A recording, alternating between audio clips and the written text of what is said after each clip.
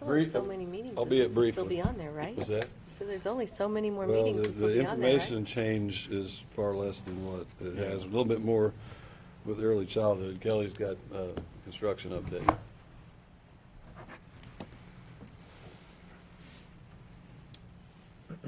Just on the construction update, I've got one change order for tonight. It's RFP 21, which is highlighted in yellow. In the southeast or southwest of the new addition in the drive and parking lot, we needed to make an adjustment to the contract, to the plan. There's a main water line that was not buried as deep as they had thought it was originally.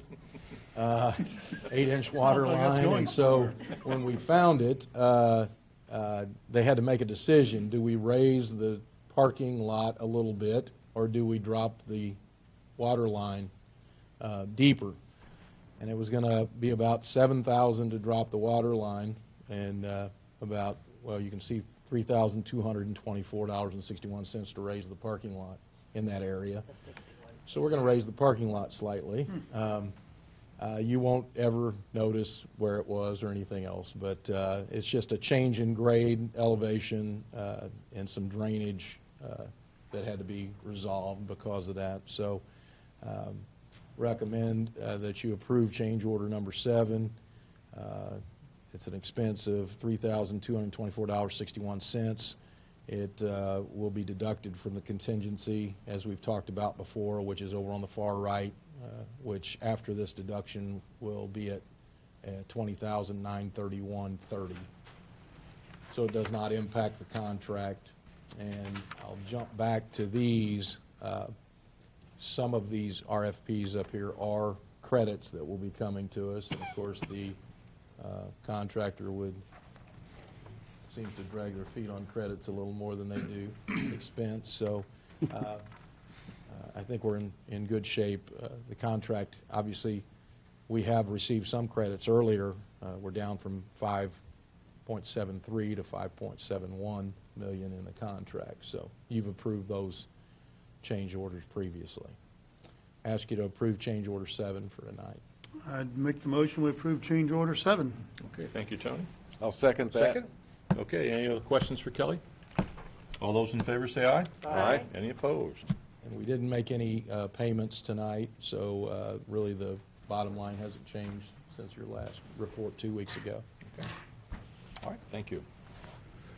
Dr. Zhao. Yes, as far as transitions go, there wouldn't be anything significant that I could share with you. That I think you realized from the last meeting we did a lot of the final changes to the master schedule and assign teachers to those areas now that we have the students and teachers placed and know who the staff members are that are going to be moving in multiple buildings. We're kind of fine-tuning any questions that come out of that, and then by the time school's out, teachers will be packed and we'll be starting the move. I know I shared with you that we're going to hire 6 kids and 1 staff member to facilitate the move, and so all those details have been finalized, and we made some internal moves tonight as part of reassigning teachers and transferring them to different grade levels within buildings. Those are the things that are occurring now as things are starting to settle, and we're starting to realize some of those resignations and retirements that are customary for this time of year.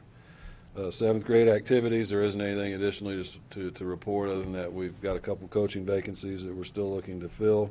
With early childhood, I did want to share with you that Mr. Fridley will be here on May 11th. He deserves a great deal of credit for the success with the kindergarten registration, and I wanted him to share with you the details about dial scores, and we moved that process here to RTC, the admin building, and that seemed to work out very well, particularly for the families that we serve. So kudos to him and the staff that helped, and we'll let him give that full report. From Mrs. Brown, I would share that most embarrassingly, Mr. Henshaw, myself, and Mr. Hounson participated in a PAT video over at the center. The video productions class is putting that together, and I can only imagine how they're competing for a grant, and we were dancing in the back with stop signs. That's all I'm sure it'll come up somewhere as one of our shining moments in our careers. So Presbyterian Preschool, East Central Child Development classes, and PAT also participated together just the other day in Messy Art in the park. That event had over 150 people, and they partnered with that, and they plan to make that an actual annual event. Early childhood special education numbers as part of the peer model, all of that. We have 78 students that are current students. 37 of those will be transitioning to our kindergarten program. And mostly, Mrs. Brown and Dr. Reed are working through the the emerging literacy and curriculum that we've chosen, and they're in training at the end of this month, or end of next month, into June.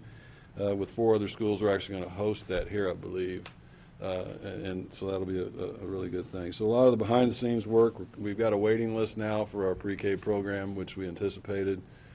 Things are where we had hoped they would be. And the partnerships with the other providers is certainly going in the direction we wanted it to as well. So very proud of the work that Laura has led, and Dr. Reed and Mr. Hounsome have certainly been a major part of that. So that would be the report on the early childhood. Happy to answer any questions about any of the 4 areas, or Mr. Henshaw would.